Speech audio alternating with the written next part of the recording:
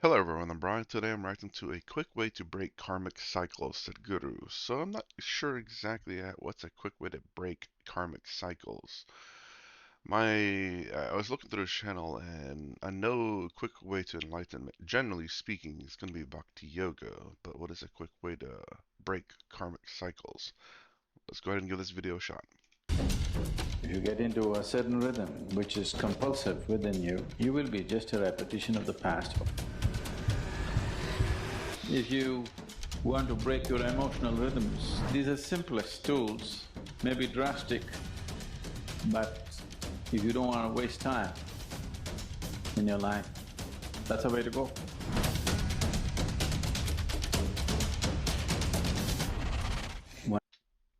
Hmm, as I start thinking about karmic cycles, this almost sounds like bad behavior.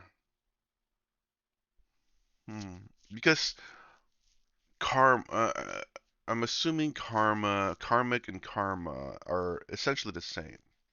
Karmic cycles or karma cycles. It's just karmic is the more proper way to associate with cycles. Kind of like, I don't know, trying to think of another English word that, it means the exact same thing. It's just that the spelling changes just because of how it's used. So that's how I'm seeing it now. So kind of like smoking can be a karmic cycle where you're trying to quit but you can't because you're addicted to it. And this is perhaps a way to break that karmic cycle. Generally speaking though, it's probably a little bit worse than just smoking, like just bad decision. Yeah, bad decision making would be a karmic cycle. I do believe. Again, before we really get into this, I'm trying to make predictions here, and hopefully, I have a good understanding of what is meant prior to video starting. I'm trying to give you my biases as we start. So I believe it's perhaps bad behaviors in a lot of sense, and also not just bad behaviors, but also the suffering in the mind that's constantly going on because of the constant cycle that you put yourself into because you cannot just break out of it. When it comes to the innermost core, it is all one. When it comes to the body, when it comes to the mind, when it comes to your emotions and the world around you and your activity, the whole significance of life, the beauty of life, and the efficacy of life is in just finding the right rhythm.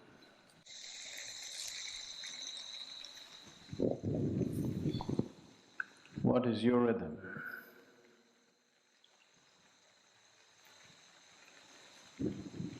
If you listen to the outermost surface of who you are, there will be one kind of rhythm. If you delve a little deeper, there will be another kind of rhythm. There is a very surface rhythm which will find expression in very fundamental needs and compulsions of who you are. If you watch yourself a little more closely, you will see there is a psychological rhythm which need not necessarily match with the needs and compulsions which drive you on a daily basis. If you watch with a little more sensitivity, you would notice an emotional rhythm which is of a completely different nature than your psychological rhythm. This is the thing I gotta understand about Sadhguru. Even today, I'm still learning how he speaks. So I was just thinking this in my mind too. So I usually when I listen to these Guru Swamis speak, I usually take it literal. Literally, what they say is what they mean. So when they say rhythm, I think of the literal word rhythm. But my mind, when you think of rhythm, it's like music and stuff, or a constant repetition of something. But then, as I, again, the only reason why I take it literal at first is because any other interpretation outside of literal could be a misinterpretation. I mean, every time I talk right now, you're hopefully taking me literally of what I mean and what I say because that is how I intend it. And if I say something that's not quite literal, then you have to understand how I mean it in that way prior to you changing it to mean it in a different way. I don't know what the right word for that is. But in a sense, the best way, in my opinion, to understand anyone is literal at first until you understand how they speak and what they mean when they mean certain things. When I say like magical, what does that mean? Does it mean like literal magic, or does it mean like something that's very incomprehensible? I mean, magic can mean both those things, but depending on how I use that word and how I form the sentence will determine when you start understanding how I form the sentence, you'll start to understand what I mean by magic. Kind of like how he says rhythm, how he uses dimensions as another word that he uses quite a bit. I still say I did understand it or do understand it. I'm still trying to understand it still. So, anyways, and there's a reason why whenever I explain things, I expect people to take me literal. But even though I may have a different meaning of the word, I do try to give examples or definitions of what I mean, so that whenever I say it again or next time or something similar, that you would still understand me initially, but I will, generally speaking, have examples or definitions of what I mean. If you watch much more keenly, you may notice a certain chemical rhythm which could be more connected to our emotional cycles than anything else. If you watch with much more awareness, you may notice a certain energy rhythm which will not have anything to do with any of these things, but it causes everything else. But if you look deep enough, there is no rhythm, it's utter stillness. There is nothing to do about one stillness, just to take a dip is all you can do. But all the other realms need to be worked at. Your energies, your chemistry, your emotion, your thought, your body, your desire, and the karmic rhythms. These things need to be worked at. Otherwise, you will be just a repetition of the past. So this one, I don't know if everyone will understand what he's saying or not. Even I still, I'm sure, even now that I think I understand it, I'm sure I don't quite fully understand it. But it seems like what it's saying here is that if you can pay attention to your energies, how tired. I mean, this is very, how do I say, simplistic perhaps of a understanding of it, but it is still, I do believe, to be part of what Sadhguru is saying. Your energies, your levels of awakeness, not awareness, not like enlightenment, but more like if you're tired or not. You can be more aware of your body, your chemicals, your emotions. You can be aware of um, whether you're getting angry or sad or anything like that. Chemistry and emotions kind of the same. Your thoughts, you can be aware of how you're thinking and what you're thinking of as situations happen around you. Your body, meaning your, well, recycling centers and your desires and stuff. So, and this is kind of something that I know other swamis and gurus kind of have, but we haven't talked about this in a long while. Essentially, I think what Sadhguru is here saying is when you realize who your true self is, you're able to detach yourself from all of these things and able to see it from that perspective. A detachment from your chemistry, your emotions, your thoughts, your bodies, your desires, everything, your energies, and all that. You're able to see it from like a third person's perspective so that you're not affected by any of these. and the karmic rhythms, obviously the bad behaviors. Even karmic or karma isn't necessarily just purely bad things. It's both good and bad, but generally speaking, in at least in Western society, karma is usually associated with bad things. Because, why do you want to talk about good things? Good things is great. Usually things that are talked about is bad, and which is what the reason why we try to avoid it. So we warn people.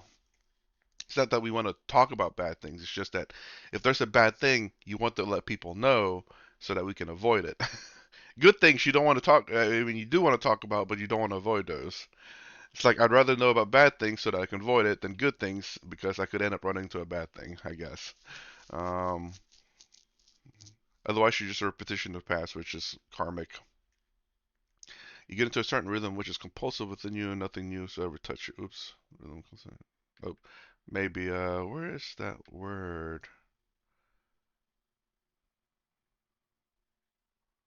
Oh, here, nothing to do but one stillness. So, but if you look deep enough, there's nothing to do about one stillness. Essentially, I believe it's your true nature, which is Atman Brahman, which is unaffected by your energies, chemistry, emotions, thoughts, bodies, and desires, including the karmic rhythm or karma itself. If you get into a certain rhythm which is compulsive within you will be just a repetition of the past over and over again. Nothing new will ever touch you. So to find the rhythm and consciously to change the rhythm, to make the rhythm more profound, more complex, or more simple. Above all, to be able to consciously change the rhythm, not to be like a broken record, that you go on singing the same rhythm all the time, all the time, all the time. At the age of 60, somebody comes to me yesterday and says, my husband is not paying enough attention to me. I said, you must be glad. If you had these prayer problems when you were 18, not good but understandable. At 60, you still have the same problem. At 60, if you're still a teenager, oh, nobody's going to tolerate you. Yes? Nobody's going to tolerate a 60-year-old behaving like a teenager, isn't it? So, if you do not learn to consciously change the rhythm of body, mind, emotion, chemistry and energy, you will become like a broken record, simply repeating the same things over and over again. The easiest way or the simplest way to break the rhythms which are compulsive within you is to start doing things that you don't like. You would like Wow. to start the morning with a chocolate, but here you start with a neem ball. Just what you don't like.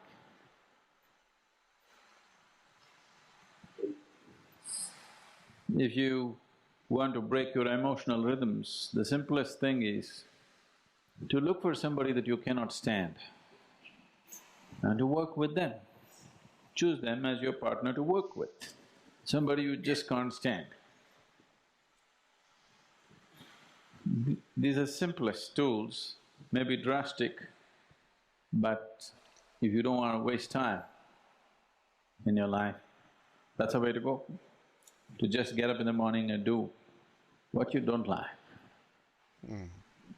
And after some time, you will see your likes and dislikes are essentially your making. They are not some God-given laws as to what you should like and what you should dislike. It's got nothing to do with the object of your like or the object of your dislike. It is just your compulsiveness which draws you to certain things and repels you from certain other things. I mean, that's an interesting way to look at it. It's almost like another thing that's said in the West. Cold turkey. uh, if that doesn't make any sense, I don't know if that's quite the full phrase, but quitting it cold turkey. I think it's roughly the phrase, something along those lines. It's essentially like, again, a bad habit like smoking, right? If you quit it cold turkey, that usually means you just stop smoking immediately and don't pick it back up. And the reason why, I don't know why it's called cold turkey, but anyways, but that's just an immediate drastic change of your habit. It's usually very difficult and it doesn't have a great success rate. But it is a method that could work for some people. Some people can do that. Not very many people can. It's a drastic change and it happens nearly immediately. It is literally the quickest way, but has a high failure rate because it's super drastic.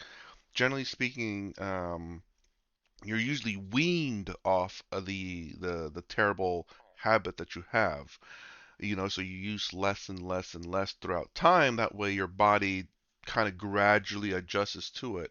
It's not like you require, like, this is the ground level, you require this much, and all of a sudden you just go straight down the next day. That's a drastic change that your body wants, but your body can slowly adjust to just lower and lower and lower amounts of something, so it's not overly drastic, and also tends to have a higher success rate.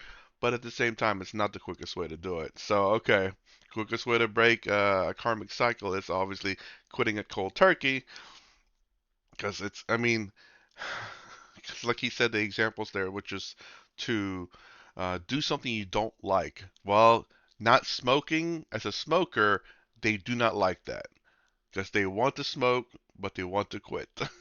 And the most drastic way to do that is by quitting it cold turkey, as they say.